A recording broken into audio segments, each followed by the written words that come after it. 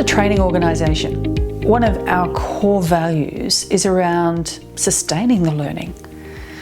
You know, it's all very well getting the people into the room and making sure that the training is hard-hitting and it's entertaining and it's challenging and it's, you know, visceral. But is it relevant? Is it relevant to the person's everyday environment, their workplace? Are they going to be able to apply it straight away? And we make sure that we design it in a way that it is. As much as possible, we do pre-work so that the method that we're going to be teaching is already incorporated into their everyday application. And they bring that into the training with them, and then we help them to see what are the different contexts.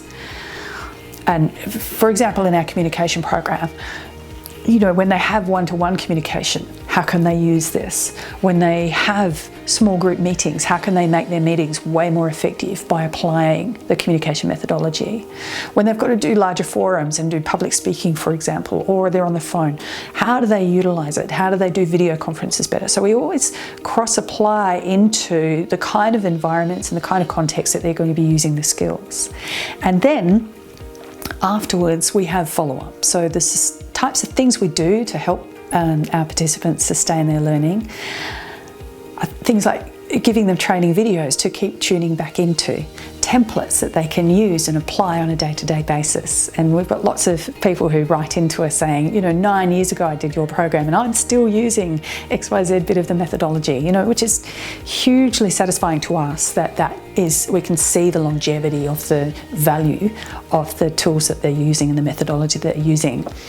We do group coaching calls. So sometimes for a client, you know, keeping people tuned in and speaking to each other is really important. So we'll organise regular group coaching calls to be able to do that.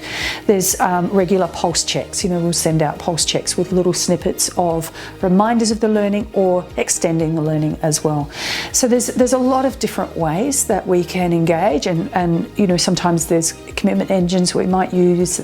We might use cultural dip-in type applications as well. So it depends on what it is that we are delivering, the audience that we're delivering, what is the outcomes we're looking for, and therefore we design the sustain element of the program to suit and serve the client that we're working with.